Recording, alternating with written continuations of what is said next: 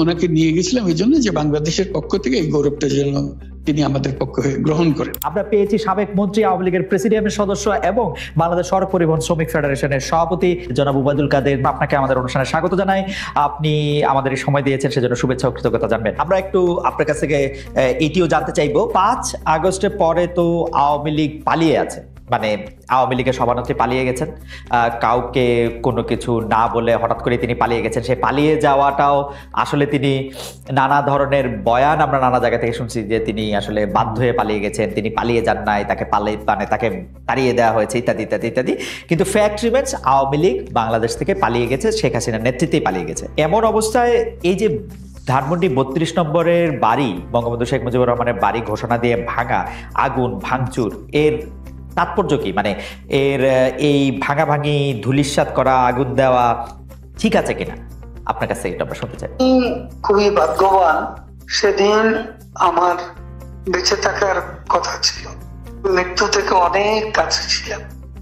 আমি আমারই সংসদ এলাকায় আমার নিজের বাসাকে এড়িয়ে পার্শ্ববর্তী আর একটা বাসায় আশ্রয় নিয়েছিলাম। তখন চারদিক থেকে মিছিল আসছিল এবং এটা আসলে ছিল প্রধানমন্ত্রী গণভবন কেন্দ্রিক, এবং এটা আমরা অবাক হলাম যে সংসদ এলাকাতেও এটা ছড়িয়ে পড়ে এবং একটা লুটপাটের যে লুম্পেন স্টাইলের কতগুলো ঘটনা ঘটে এবং সেখানে বিভিন্ন ধরনের লোক আসে এবং এদের মধ্যে বেশিরভাগই মনে হয়েছে এটা কোন রাজনৈতিক অভ্যুত্থান, এটা লুটপাটের অভ্যুত্থান।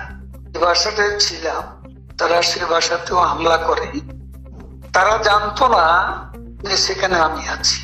আমার বাসা তারা লুটপাট করেছে, কিন্তু যে বাসায় আমি গিয়ে আশ্রয় নিলাম সেখানে তারা হামলা করবে এটা আমি ভাবতাম। কিন্তু সেখানেও দেখলাম যে অনেক লোকজন ঢুকে পড়ে এবং তারা ভাঙচুর, লুটপাট করতে থাকে।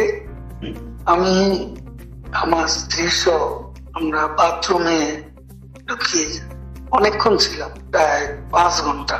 তারপর একটা পর্যায়ে এরা তো ওই বাথরুমের ভিতর সেখানেও কমোড, এসি এগুলো তো লুটপাট করেছে সব। সেগুলোর লোভে প্রথমত তাদেরকে আমার ওয়াইফ সে বাথরুমের মুখে দাঁড়িয়ে বারবার বলছিল যে আমি অসুস্থ, এ কথা বলে তাদের ফিরিয়ে দিচ্ছে। তো একটা পর্যায়ে তারা এই বাথরুমে যেগুলো আছে সেগুলো লুট করার জন্য জোরপূর্বক প্রবাসীর হুমকি দিই। তো সে সময় আমার ওয়াইফ জিজ্ঞেস করেছে কি করবো, খুলে দাও যা হবে। তারপরে 7-8 জন ছেলে ঢুকলো, তার খুবই আক্রমণাত্মক দৃষ্টিভঙ্গি। তখন হঠাৎ তারা আমার দিকে তাকিয়ে আপনি নেত্রী চলে গেল, আপনি জাননি কেন? আমি কিছু বলছিলাম। তারপরে এই ছেলেদের মধ্যে কি ভাবে উদয় হয়েছে জানি না, তারা আমাকে বলে আপনার ছবি তুলবো। তারপর আমার ছবি তুলতে শুরু করলো, সেলফি নিয়েছিল।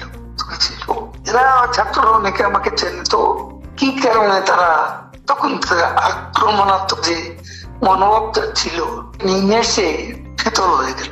তারা ঠান্ডা মাজাজে তখন কথা বলছিল। এদের মধ্যে আবার এক পর্যায়ে একটা গ্রুপ তারা চেয়েছিল আমাকে রাস্তায় সেনাবাহিনী হাতে তুলে দিতে, কেউ কেউ আবার এটাও চেয়েছিল যে জনতার হাতে তুলে দিতে। এটা অবশ্যই তখন একটা মানসিক ভাবে ভেতরে ভেঙে পড়েছিল।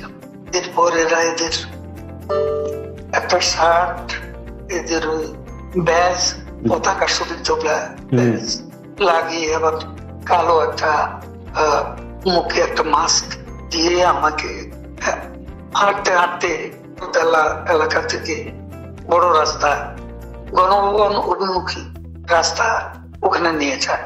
নিয়ে হঠাৎ করে থেকে একটা ট্যাক্সি আসে, একটা ইজি বাইক, সেটা খালি ছিল।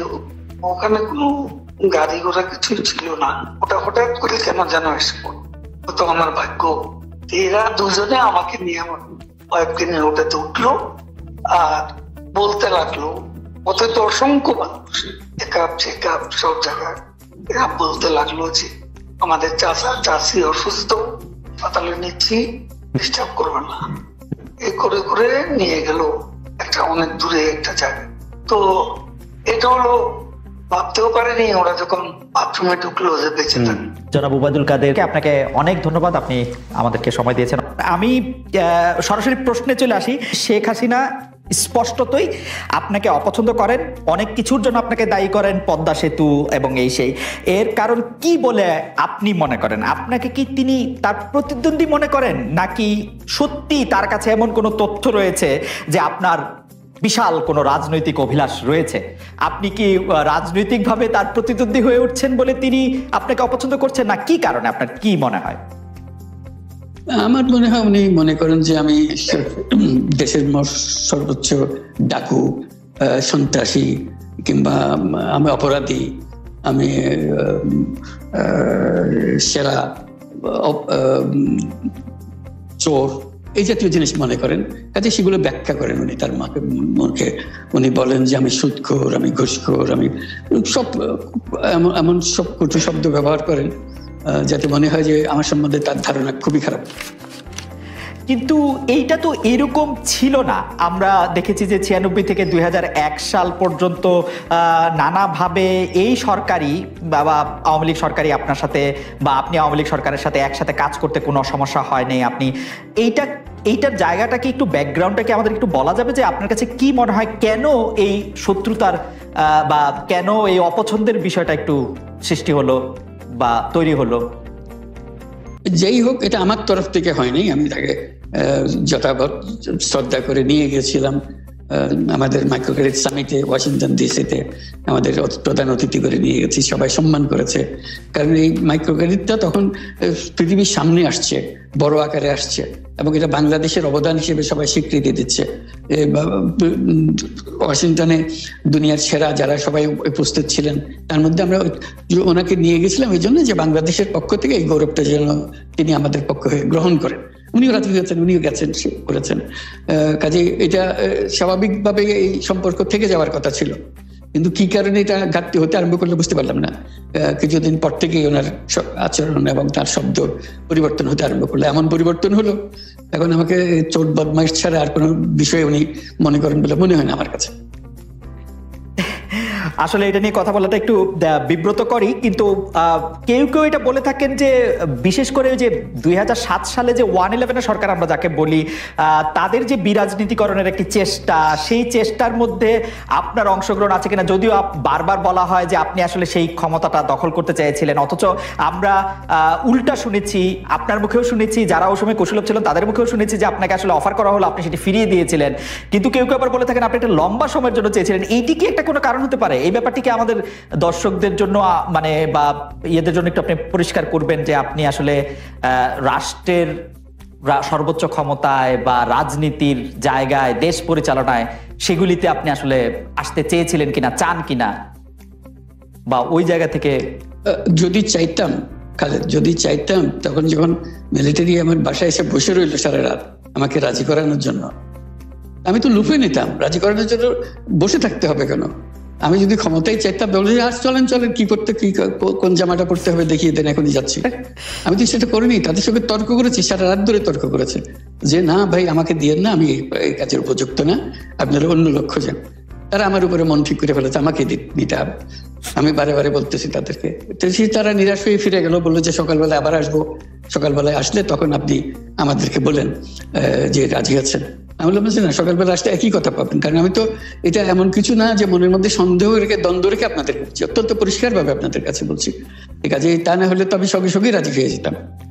কে ছাড়ে আপনাকে দেশের পুরো সরকারের প্রধান হবার জন্য আহ্বান জানাচ্ছে? বাংলাদেশে এরকম কয়জন মানুষ আছে বলবো যে না আমি এই দায়িত্ব গ্রহণ করব না? আমি তো করলাম সেটা।